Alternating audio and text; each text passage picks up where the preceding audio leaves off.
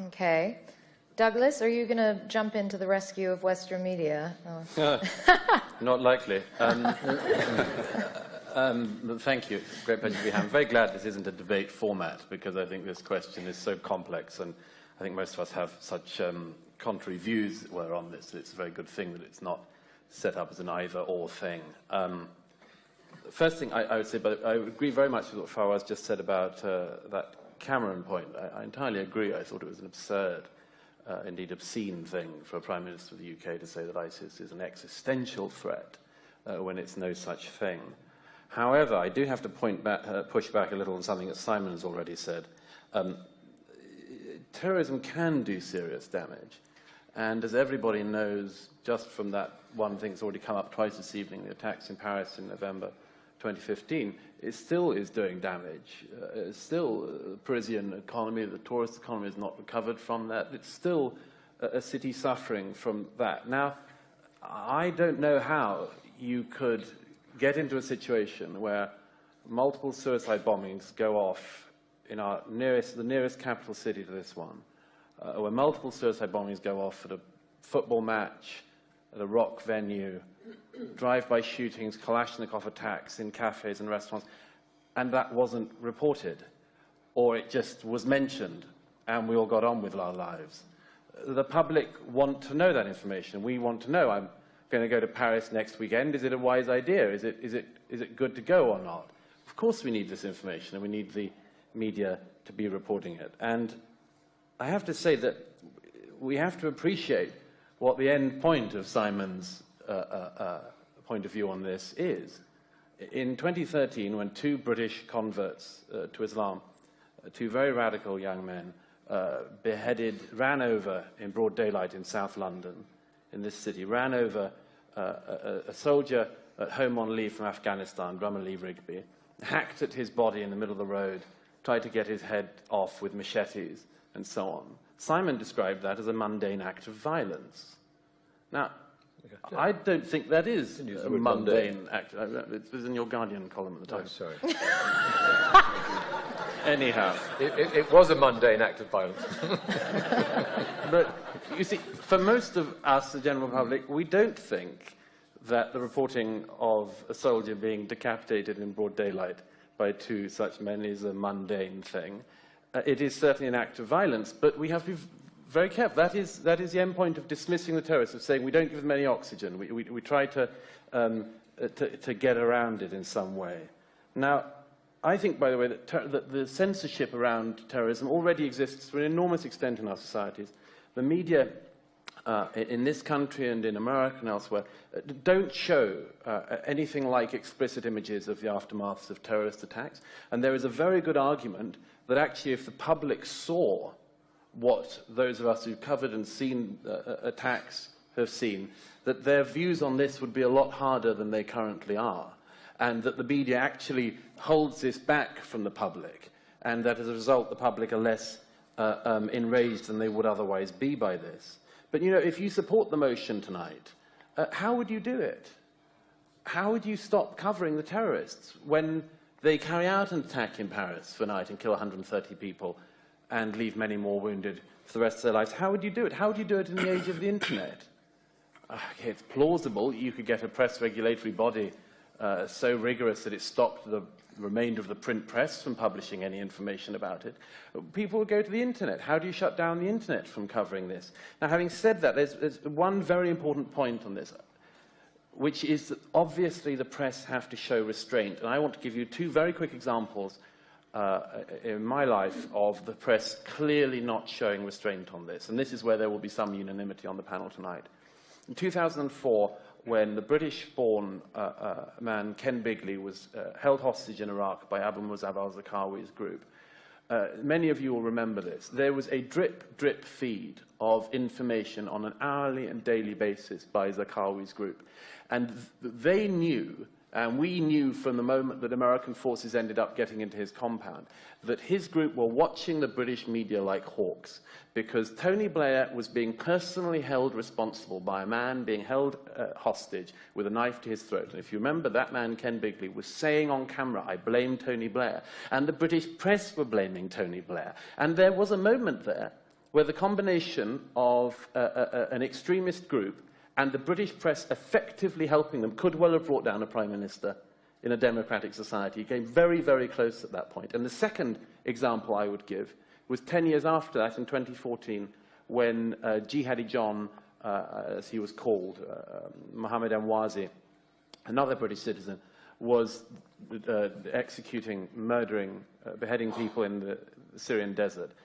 I would argue that was another time when the British press needed to show restraint, and a lot of it did. You'll remember that The Independent ran a front page saying that we are not showing the photo of this. That may have been an extreme example, but the British press, once again on that occasion, the international press, were being used by that group to have this drumbeat of terror. So on that, I think there'll be some agreement. I think that the British press, by and large, does show restraint. I don't think we can not cover the terrorists, but there are occasions when the press in this country and elsewhere has got it very badly wrong. Well, so let me ask you, you bring up Jihadi John, and I think this is an interesting one. Why give him a nickname like Jihadi John? Why not call him by his name, Mohammed Emwazi? Sure. Why do we have to come up, the very idea of coming up with nicknames? And also I wanted to ask you about a distinction between covering ISIS propaganda and terrorist attacks. There's a big difference between running their videos of them with the black and white flag saying the Shahada and showing what happened in Paris, right? Yes, there is. No, there's a very big difference between the two. And sometimes we fall into covering both as if they were the same thing. But as for that, the nickname point is a very good point. I'm slightly bemused by it myself.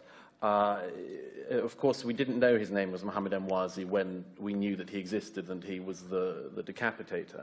So he had to be given some term, I suppose. I do think that the sort of weird jokiness of it is... The Beatles, I think, coined the term in the British press. I don't know why people do it. Maybe it's a coping mechanism about something very grotesque and that you can sort of slightly laugh at it. I don't know. It doesn't seem very healthy to me. I've always thought that it familiarizes barbarism. But I go beyond that, really, and say you are now the story. You are a part of what the other side wants to happen. So, and you can't just simply say, it's like another story. Okay, Douglas, do you agree with that? Is there essentially a synchronicity going on or a symbiosis between ISIS or groups like ISIS and the media? Are they kind of playing into each other somehow? Yes, they are. I mean, we know the extent to which people, for instance, in ISIS use the internet to see what their coverage is like, that day. I mean, there are cases of this. So there's obviously a synchronicity. I think, by the way, that the whole thing plays into a thing which, I mean, it's not just on this subject, but on any subject. What is the normal routine in the media now in the era of 24-hour news? Something happens, you need somebody to react to the something, then you need somebody to bring on the story. But every journalist, anyone who's ever worked in journalism will know this, you get a call from BBC, CNN or something. The Prime Minister said this about this happening. I wonder if you'd call for this. And you think, well, no, usually. Usually in politics, it's somebody calls for somebody's resignation. That's another kick of the wheel. The story goes on a bit longer. Now there have been calls for the resignation of this person after this thing that's happened, and so on and so on. So there is a momentum to all news stories. Keep pushing it forward. And the reason why, I mean, personally, I don't watch if you don't mind me saying so, the 24-hour news after any terrorist attack, because something terrible has happened, and one doesn't learn very much about it by the presence of said, major reporter standing some miles away, from the scene. Or the best one, not to be too light-hearted about it, but it wasn't the terrorist attack. You'll remember that when that Russian submarine went down, Donetsk, some years ago, the BBC ended up renting a helicopter to fly over the sea to show a bit of sea. And then on air, it turned out that they weren't allowed to fly over the bit of sea which the submarine was under because the Russian authorities had ordered a blockade over the airspace. So the BBC, just at enormous expense, had covered a bit of sea like the bit of sea.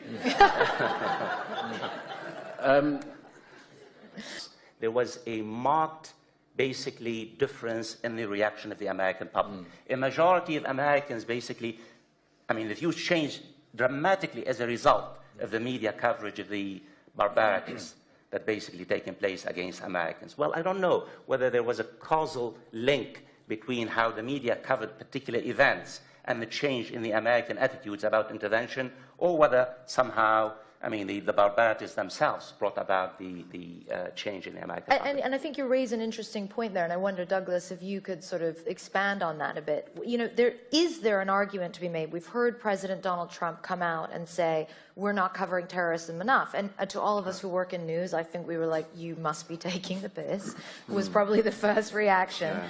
And then they provided this list of, you know, I mean, various attacks in Europe, many of which, in fact, we hadn't covered because they were incidents where maybe one person was stabbed, and because the threshold is probably quite high at this stage for it to become a, you know, leading a news broadcast. But you didn't do enough on Sweden, did you? But do you think there's an argument to be made on the other side that we're not covering it enough, that we're trying to sanitize it, that by not showing the images, as you said, that by not sort of, you know, going over every single incident? Well, can I, firstly, the press already, the media already does a fair amount of editorializing before you even get to the discussion we're having. Let me give you one example. ISIS, which is the subject of Fawaz's book. Thank you. If you'd like to hold it up again. No, I'm not. I've got a 10% deal on this. ISIS now the main broadcaster here in the UK, the one that we all pay for, the one that is, I think, responsible for the fact that our media is not as divided as it is in, for instance, in America. There's much to be said for the BBC. The BBC chose to not use that term. It's so-called Islamic State, as the BBC. Well, that's an editorial decision it takes about the group. I've often said, if I keep on hearing the BBC called the so-called Islamic State more times, I'll put my so-called shoes through the so-called television. But it's an infuriating editorial decision, which nevertheless they've taken before you even got to reporting the story. That's